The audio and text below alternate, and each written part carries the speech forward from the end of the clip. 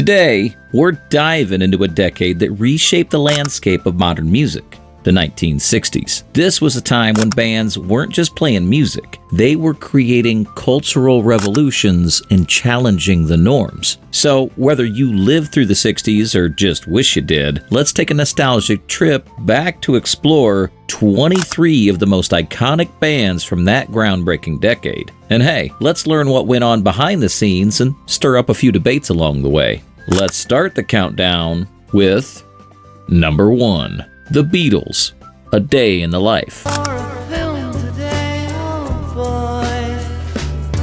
This track closed out their groundbreaking Sgt. Pepper's Lonely Hearts Club Band album and remains one of the most talked about songs in rock history. But it wasn't without controversy. The BBC banned it due to the line, "I'd love to turn you on," interpreting it as a drug reference. John, Paul, George, and Ringo revolutionized the music industry and influenced countless artists. Their blend of pop, rock, and experimental sounds turned them into the voice of a generation. Here's a fun fact: the massive orchestral buildup in A Day in the Life was created by asking each musician to play their instrument from its lowest to highest note, without following any specific melody or rhythm. The result? A beautifully chaotic crescendo. Number 2. The Rolling Stones, Paint It Black. Line of cars and they are painted black.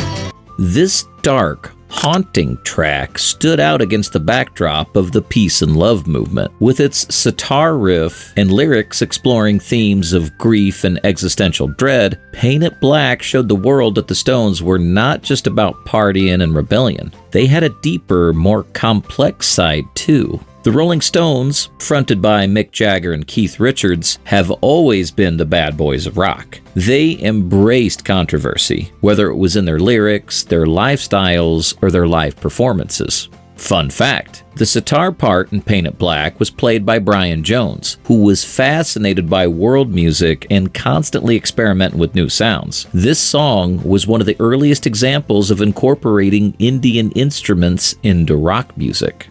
Number 3. The Beach Boys, Good Vibrations. I'm picking up good vibrations. Dubbed the Pocket Symphony, this song was Brian Wilson's masterpiece. It took months to record and cost a small fortune, but the result was a song that pushed the boundaries of pop music. The Beach Boys were often seen as the West Coast answer to the Beatles, but their harmonious sound and surf rock style made them unique. Despite the sunny image, the band faced its share of struggles, particularly with Brian Wilson's mental health and creative battles within the group. Fun fact, Good Vibrations was recorded in sections at various studios, a revolutionary technique at the time. Brian Wilson spliced together the best takes from each studio to create the final version of the song. What's your take on these legendary tracks? Did A Day in the Life blow your mind, or did Paint It Black hit you right in the feels? Or maybe you still catch yourself humming Good Vibrations on a sunny day? Share your memories and thoughts in the comments below. Let's get the conversation rolling. Number 4. The Who, My Generation. This song was the ultimate anthem for youth rebellion. With lyrics like, "Hope I die before I get old," it captured the frustration and restlessness of the younger generation. Ironically, it's been adopted by several generations since then. The stuttering delivery was rumored to mimic the effects of amphetamines, though Roger Daltrey denied it was meant to mock anyone with a speech impediment. The Who, led by Pete, Roger, John, and Keith, were known for their explosive live performances and their pioneering use of the rock opera format. They didn't just play songs, they told stories, and their influence can be seen in countless bands that followed. Fun fact, the iconic line, "Hope I die before I get old," has been cited by many as a youthful cry against aging, but Pete Townsend has since admitted that he regrets writing it, especially as he's now well into his 70s. Number 5. The Doors, Light My Fire. Come on, baby, light my fire. This track was a game changer. At over 7 minutes long, it broke the mold for radio singles. Its extended instrumental sections and Jim Morrison's sultry vocals made it an instant classic. But it wasn't just the music that grabbed attention. The suggestive lyrics led to conflicts with TV shows, most famously when Morrison refused to alter the line, "Girl, we couldn't get much higher," on The Ed Sullivan Show. The Doors were notorious for their psychedelic rock and the mysterious presence of frontman Jim Morrison. They fused blues, rock, and poetry in a way that no one else was doing at the time, making their music both hypnotic and controversial. Fun fact, the song's famous keyboard riff was inspired by Bach, and the band's keyboardist took classical training and turned it into something unforgettable. Number 6. Creedence Clearwater Revival, Fortunate Son. This is one of the most politically charged songs of the 60s. It became an anthem for the anti-Vietnam War movement, railing against the rich and powerful who sent the poor off to fight their wars. With its driving rhythm and raw energy, it became a rallying cry for those disillusioned with the American dream. CCR, with John Fogerty's unmistakable voice, created a brand of swamp rock that was deeply rooted in blues and southern rock, despite the band hailing from California. They were prolific, churning out hit after hit in a very short span of time. Fun fact, despite being anti-establishment, Fortunate Son was ironically used in a Wrangler jeans commercial in the 2000s, causing quite a stir given the song's anti-commercialism message. So, were you singing along to My Generation while defying authority? Or did you turn up Light My Fire and let Morrison's voice take you to another world? Maybe Fortunate Son still makes you clench your fists. Let's hear your stories. What'd these songs mean to you back then? Number 7. The Byrds, Turn, Turn, Turn. Adapted from a Bible verse, this song was a plea for peace during turbulent times. Its beautiful harmonies and guitars were the hallmark of the Byrds' sound. It resonated deeply with the counterculture movement, advocating for peace and change. The Byrds were pioneers of folk rock. They took the lyrical depth of folk music and married it with the electrifying energy of rock. Their influence can be heard in bands ranging from Tom Petty and the Heartbreakers to REM. Fun fact, the lyrics of Turn, Turn, Turn are almost entirely taken from the Bible, making it one of the few mainstream pop songs to have its lyrics attributed to a religious text. Number 8. The Kinks, You Really Got Me. This song is often credited with laying the groundwork for hard rock and punk music. Its raw, distorted guitar riff was unlike anything else at the time. It was even rumored that Jimmy Page, later of Led Zeppelin, played the guitar solo on the recording, though this was debunked by the band. The Kinks had a knack for creating catchy, rebellious tunes that still managed to sneak in social commentary. They were never quite as big as the Beatles or the Stones in the US, but they had a massive influence on later rock and punk bands. Fun fact, the guitar distortion that made You Really Got Me famous was created by splicing the speaker cone of the amplifier with a razor blade, giving it that gritty, overdriven sound. Number 9. Simon and Garfunkel, The Sound of Silence. Neath the halo of a street lamp. This song captured the feeling of isolation and disconnection that many felt during the chaotic 60s. Initially, it was a flop. It was re-released with electric backing and became a massive hit. The haunting lyrics, including the phrase, "The words of the prophets are written on the subway walls," spoke to the disillusionment of a generation. Simon and Garfunkel, the folk duo of Paul Simon and Art Garfunkel, were known for their poetic lyrics and harmonies. They managed to bring introspective, thoughtful music to a mainstream audience, balancing commercial success with artistic integrity. Fun fact, The Sound of Silence was written by Paul Simon in the bathroom of his parents' house, where he would often play his guitar because of the great acoustics. If you're loving this thing so far, please like, subscribe, and share with your friends so that you can keep these memories alive and you don't miss the next video. Number 10. The Supremes, Where Did Our Love Go? This song was a turning point for Motown's dominance in the 1960s. With its catchy melody and polished production, it became a defining hit for the Supremes and helped establish them as one of the biggest girl groups of the time. But behind the scenes, things were not as harmonious. The relationship between Diana Ross and her bandmates was strained, and rumors swirled about favoritism and jealousy. The Supremes, originally known as the Primettes, started as a quartet before becoming the trio most people remember: Diana Ross, Mary Wilson, and Florence Ballard. Under the guidance of Berry Gordy and Motown, they became icons of the 60s music scene and the civil rights movement. Fun fact, Where Did Our Love Go was originally offered to the Marvelettes, who turned it down. It became the Supremes' first #1 hit, kicking off a streak of 5 consecutive chart toppers. Number 11. The Jimi Hendrix Experience, Purple Haze. This song introduced the world to Jimi Hendrix's unique brand of psychedelic rock. With its distorted guitar riffs and surreal lyrics, it became an anthem of the counterculture. Many assumed the song was a reference to LSD, but Hendrix himself claimed it was inspired by a vivid dream he had. Jimi Hendrix was more than just a guitarist. He was a visionary. His innovative playing style, use of feedback and distortion, and charismatic stage presence made him a legend. Sadly, his career was cut short when he died at just 27, but his influence on music is still felt today. Fun fact, the iconic opening riff of Purple Haze was originally supposed to be a bass line. Hendrix played it on guitar and then added octave jumps, creating one of the most recognizable intros in rock history.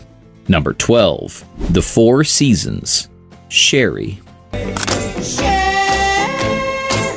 This song marked the Four Seasons' big hit and showcased Frankie Valli's remarkable falsetto. With its doo-wop roots and catchy chorus, Sherry became an instant classic. The band, however, was embroiled in disputes over royalties and management, issues that would plague them throughout their career. The Four Seasons were one of the few American bands to hold their own against the British invasion. Their harmonies and distinctive vocal styles set them apart from the competition. Fun fact, Bob Gaudio wrote Sherry in just 15 minutes, inspired by the name of a friend's daughter. The song went on to top the Billboard Hot 100 for 5 consecutive weeks.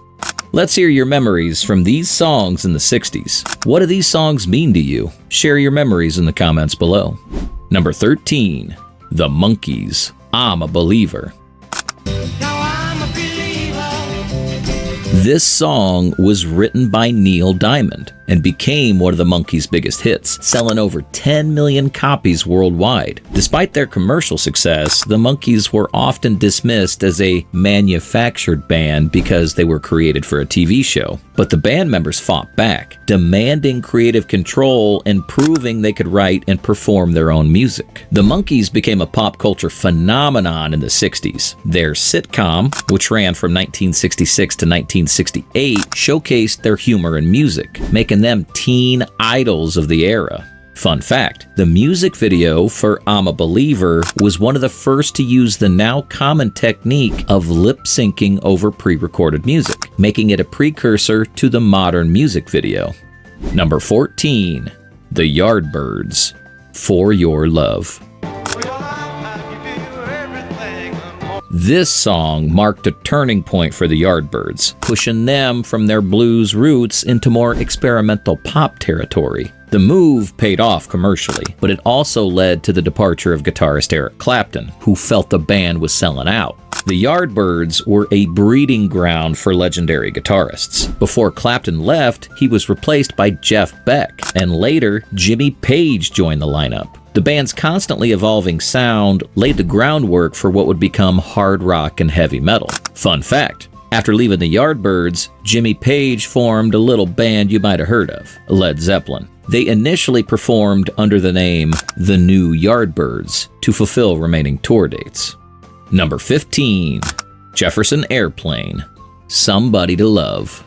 Don't you want somebody to love? This song became one of the defining anthems of the Summer of Love. With Grace Slick's powerful vocals and the band's psychedelic rock sound, Somebody to Love captured the spirit of the counterculture movement. However, the band was no stranger to controversy, facing backlash for their open support of drug use and radical politics. Jefferson Airplane was at the forefront of the San Francisco psychedelic scene. Their music was a mix of folk, rock, and surreal lyrics, and they were a fixture at iconic events like Woodstock and the Monterey Pop Festival. Fun fact: Somebody to Love was originally recorded by Grace Slick's previous band, The Great Society, before she brought it to Jefferson Airplane. It's one of the few songs to gain more fame in its cover version than its original.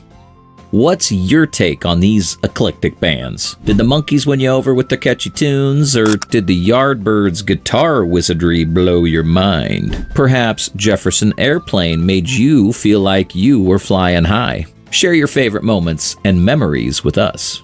Number 16. The Velvet Underground, Heroin.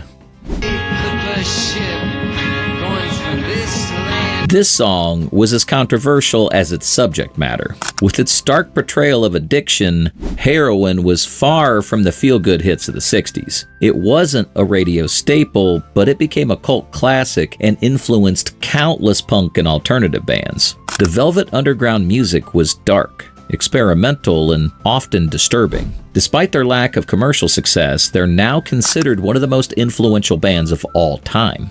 Fun fact: Andy Warhol managed the Velvet Underground and even designed their iconic Banana album cover. His avant-garde sensibilities meshed perfectly with the band's experimental style. Number 17. The Mamas and the Papas, California Dreamin'.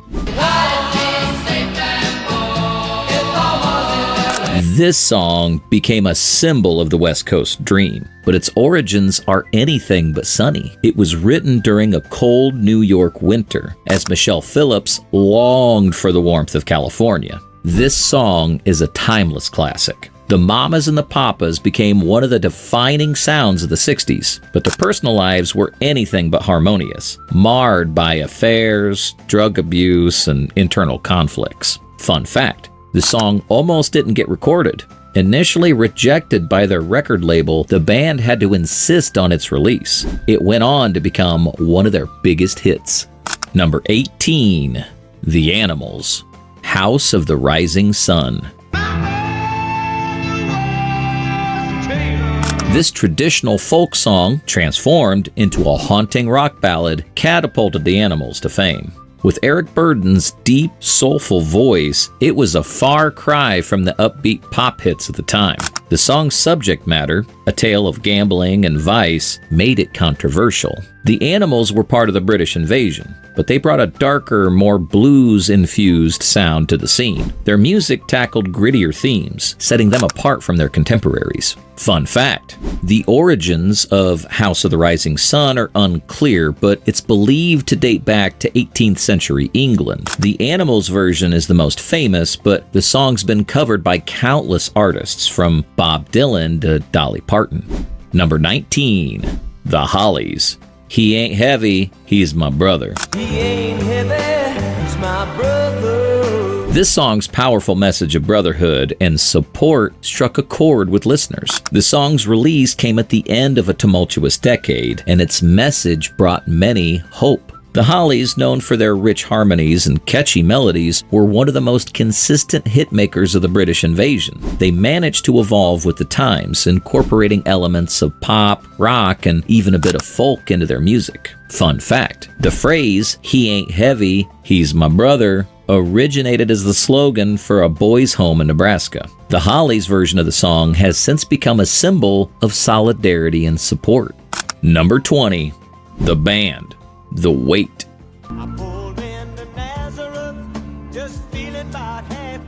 This song was an unlikely hit. It tells the story of a traveler burdened by various encounters in a fictional town called Nazareth. The song's mix of rock, folk, and country elements showcased the band's unique sound. The band started as Bob Dylan's backing group before striking out on their own.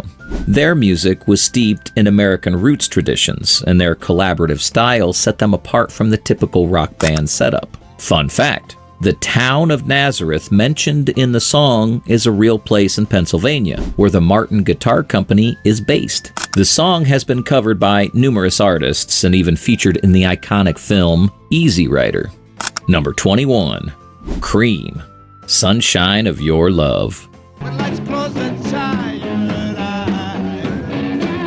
This song's iconic riff, played by Eric Clapton, became one of the most recognizable in rock history. Its heavy blues influence made it a standout track. The song's success helped establish Cream as one of the first supergroups in rock. Cream was one of the first bands to achieve both critical and commercial success with their blend of blues, rock, and psychedelia. Fun fact: the famous riff was inspired by a Jimi Hendrix concert that Clapton attended. He was so impressed that he went home and came up with the riff, which became the backbone of Sunshine of Your Love. Number 22. The Temptations, My Girl. This song became one of Motown's biggest hits and is still a timeless classic. It's hard not to smile when you hear it. However, the success of My Girl also highlighted the racial tensions of the time, as Motown artists struggled to cross over to mainstream audiences. The Temptations were a powerhouse of the Motown era. They weathered numerous lineup changes, but remained one of the label's most successful and enduring acts. Fun fact: My Girl was written by Smokey Robinson and Ronald White of The Miracles. It was inspired by Robinson's wife, Claudette, and became the Temptations' first #1 hit. Number 23. The Zombies, Time of the Season. It's the time of the season. This song was released as the final track of the Zombies album Odyssey and Oracle, but it didn't become a hit until 2 years later. It was a standout track, but the band had already broken up by the time it gained popularity. The Zombies were known for their sophisticated sound and jazz-influenced arrangements. They were never as commercially successful as some of their peers, but they've since gained a cult following. Fun fact: the misspelling of Odyssey in the album title was a mistake by the album cover designer. The band decided to keep it as is, adding to the album's quirky charm.